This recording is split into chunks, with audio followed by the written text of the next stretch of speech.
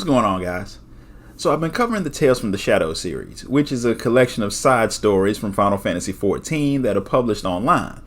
And I was browsing through, looking at the lodestone, and Square Enix released a whole new set of stories recently.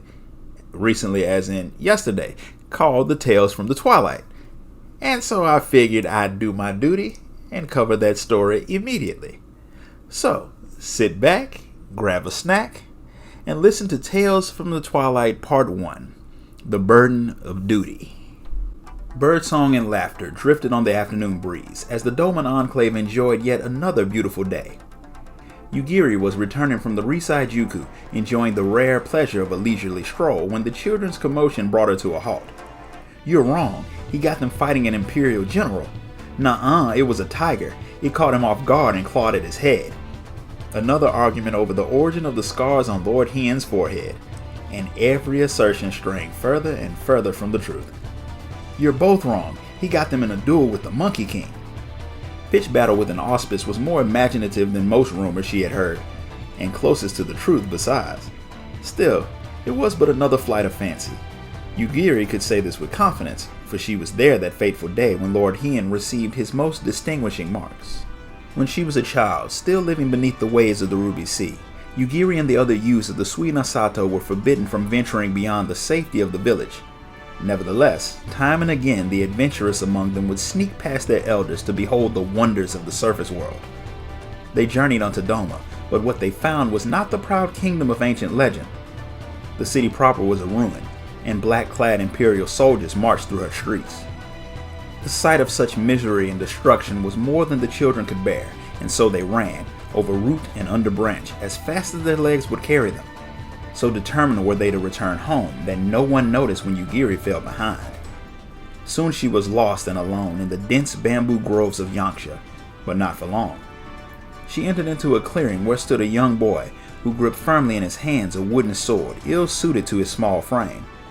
Steady and rhythmic were his swings, and his sweat-soaked garments led her to wonder how long he had been at his task. Yugiri's fear at her unfamiliar surroundings gave way to curiosity as she mustered the courage to speak. "What are you doing?" His sword did not waver as he carried on swinging and replied, "Training. If I am to fight, to protect the ones I love, I must become stronger." "But you're only a child. It's not your place to fight, much less protect anyone." The boy stopped at that, and at last regarded the unexpected spectator. "I am not a child," he declared. "I am Shun Regin, a samurai of Doma. A samurai's duty is to protect their people, and to do that," he said as he assumed his stance, "I must train." One day the young boy would fulfill his duty and bring freedom to his homeland, and though she did not know it then, Yugiri would be at his side. But today was not that day, and as the skies began to darken, she was reminded of her pressing need to return to her village. With young Shun to guide her, she found her way back to the eastern shore, and shortly thereafter Suina Sato. Safe at last, but for how long? It was only a matter of time before the Empire plumbed the depths of the Ruby Sea, and the people of Suina Sato would have no hope of withstanding an Imperial assault. Not unless I am prepared to do my part. The very next day she returned to the surface to join Shun in the bamboo grove, and tried her best to match his movements with a wooden sword of her own. Every day she would sneak away to train with him, and every day the two grew closer. Shun had found a much-needed friend with whom he could share anything, and through their friendship, a measure of the childhood that war had denied him. The simple game of Ishikiri she taught him was enough for Shun to forget the worries of the world, if only for a short while. And when Yugiri explained that the children of Suina Sato played such games all the time, she was struck by the awe and envy in his wide eyes. So much has been taken from them. So much I have taken for granted. The skies were clear, and the sun was shining when Yugiri arrived at the bamboo grove for another bout of training, only to find Shun sitting quietly, arms folded, brow furrowed. Doma Castle had suffered terrible damage when the Empire invaded and laid a siege to it, and having decided to repair and repurpose it, the Garleans had begun conscripting villagers en masse. For a fortnight the people had been forced to labor without cease, rest afforded only to those who collapsed from exhaustion. Unable to ignore their plight, Shun had gone to his father, Lord Hien, the former king of the Imperial province, and begged him to put an end to the suffering, to stand and fight. "You know not what you ask of me, my son, what you ask of Doma. His father ruled in name only, a puppet of the Empire, and knew well the cost of disobedience. You may think it cowardice or heartlessness to accept this treatment, but I do so that my people endure, that they survive. Shun had managed to bite back the anger and keep silent before his father, but there, in the grove with Yugiri, he could no longer contain the rising fury, nor the bitter tears. I have to help them. I have to. He looked away, trying in vain to hide his face. I am a samurai of Doma. I must fulfill my duty. But Yugiri had no words to comfort him, only her company, and so they sat together in silence and watched the clouds drifting by overhead. After a time, Shun rose to his feet. I'm sorry, Yugiri, but I have to return home. She saw how he trembled still, fists clenched, and refused to meet her gaze. Don't lie to me. Yugiri followed him, keeping to the shadows, and as she suspected, he did not return to the family estate, but instead traveled along the One River until he reached his true destination, the Swallow's Compass. Built in tribute to Ganin, his forefather and the legendary hero who united Doma, the once great mausoleum now sat in disrepair, and the Imperials turned away all who would make pilgrimage there. But few knew the mausoleum grounds better than Shun and his family, and Yugiri watched from a distance as the young samurai stole past the guards and disappeared through a hidden passage in the wall. As she crept through the dark, moldy corridors, eyes fixed on Shun, the silence was broken by the grinding of metal on metal. The boy scurried into the shadow of a pillar as Yugiri scrambled to hide behind a nearby gong. No sooner had they concealed themselves than a gargantuan, steel-clad figure emerged from the darkness, a shining jewel signifying his heart, a Kyofusa. The soulless sentry Shun well knew was charged with safeguarding the tomb's treasures from would-be robbers. He also knew it did not distinguish between friend or foe, and so he held his breath, hoping to remain undiscovered. Eventually, the Kyofusa receded back into the dark of the mausoleum, prompting Shun to make his move. Yugiri leapt from her hiding place to pursue him, but, in her haste, set the gong in motion, and before she had made it even 5 steps, a thunderous clang filled the air. The ringing of the gong was answered by the rattling of steel as the Kyofusa made its return, intent on dispatching the intruder. The Guardian was upon her in an instant, its monstrous blade held high. You fool! As it came crashing down, she fell to the ground and shut her eyes to brace for the end. Yugiri winced at the sharp screech of sword locking with sword, and when she opened her eyes, she saw Shun standing over her, struggling to keep the sentry at bay. Get back! Quickly! Though she was very nearly frozen with terror, Yugiri managed to crawl to safety as Shun parried the Kyofusa strike, driving its blade to the side. The construct would not be deterred, however, and dealt a rising stroke that sent Shun tumbling backwards. He managed to deflect the blow at the last moment, and though bruised, believed himself otherwise unharmed, until he felt the warmth flowing from his brow. Kami give me strength, he muttered. The Guardian would overpower him ere long, but there was a certain regularity, a predictable pattern to its movements. Shun grinned. There was hope yet, provided he could force it to miss a second time. The steel behemoth swung its sword in a wide arc once more, and though the boy thought himself prepared, with its deceptive speed, the sentry nearly took his head again. But Shun would not let another cut slow him. The Kyofusa shifted as before to recover from the momentum of his own attack, and seizing the opportunity, he stepped as close as he dared, and with all his strength, drove his blade into its crystalline heart. The jewel shattered, and at once the mountain of metal crashed to the floor, a lifeless heap.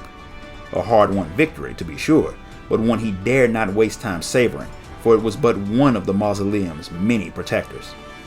We have to get out of here, now!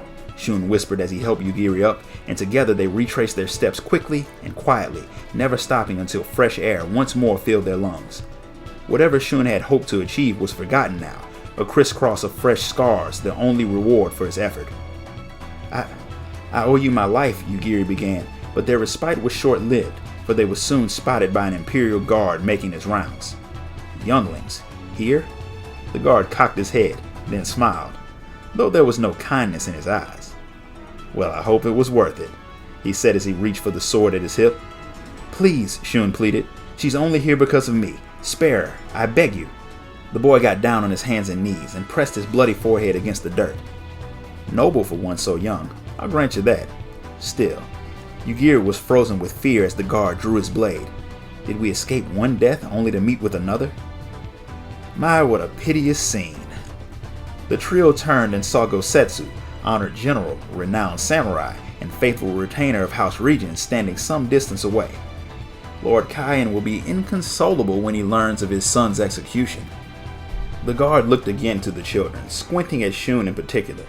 The blade in his hands was shaking. I have my orders. Anyone caught trespassing in the mausoleum is to be executed. He tightened his grip. No exceptions. A man of duty, I see. But how, pray tell, do you intend to explain that mere children were able to sneak past you undetected? I shudder to think what punishment the Viceroy might impose for such negligence. Yugiri saw the blood drain from the soldier's face. Slowly he lowered his sword, then sheathed it. Away with you then, and let no one else see you, he said before resuming his patrol. Such recklessness does not become Doma's heir, Master Regent. What if I had not come quickly enough to dissuade the guard? Rising from the ground, Shun could not bring himself to look Gosetsu in the eye. Our people need help.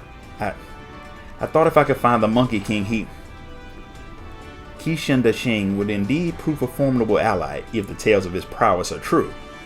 Let us suppose your plan has succeeded, and with his aid you saved those being forced to rebuild the castle. What then? Shun opened his mouth to speak, but they both knew he had no answer. I too wish to see our people spared imperial cruelty, but a far crueler fate awaits deserters upon recapture. Will you subject them to that risk? Have they even the resolve to bear it? Shun was trembling now, and the towering samurai knelt and spoke to him gently. Forgive me, Master Regent, but I mean only to remind you of your father's lesson, that you must understand what you ask of your people, what you ask of Doma. Yugiri saw Shun grappling with the truth of the grizzled samurai's words. He asked too much of himself too, she said. Yugiri went on to recount Shun's gambit that allowed them to escape the mausoleum relatively unharmed. Bravery well beyond your years. Lord Hien will be proud, and happy to see you delivered home, my lord. In time, Doma Castle was rebuilt, and the conscripts were allowed to return to their villages, but the bamboo grove where 2 children had once played would be abandoned, for Shun was preparing to train under Gosetsu's watchful eye, and we must say our goodbyes. My father was right. For now, we must endure. We are not ready to oppose the Empire, myself most of all. To Yugiri's surprise, he allowed himself a wry smile. Someday I will make Doma a land like Suino Sato, where children laugh and no one lives in fear. I swear it. Though there was no telling when that day might come, Yugiri couldn't help but share in his hope. And I'll be there when you do. I will hold you to that. The sound of skittering rocks roused Yugiri from the memories. The children had ceased their bickering and were engaged in a game of Ishikiri. For they live not in fear, for they are free. Have you room for one more? In many ways he was still a child at heart. Yugiri looked on with a smile as Lord Hien added his voice to the chorus of laughter. A child at heart, and a man of your word. So that's it. The first episode of Tales from the Twilight. How'd you guys like this story? If you enjoyed it, hit the like button, subscribe, and ding that notification bell. And if you want to buy me a coffee for my work, sign up to become a member of the channel. Until next time, guys. Later.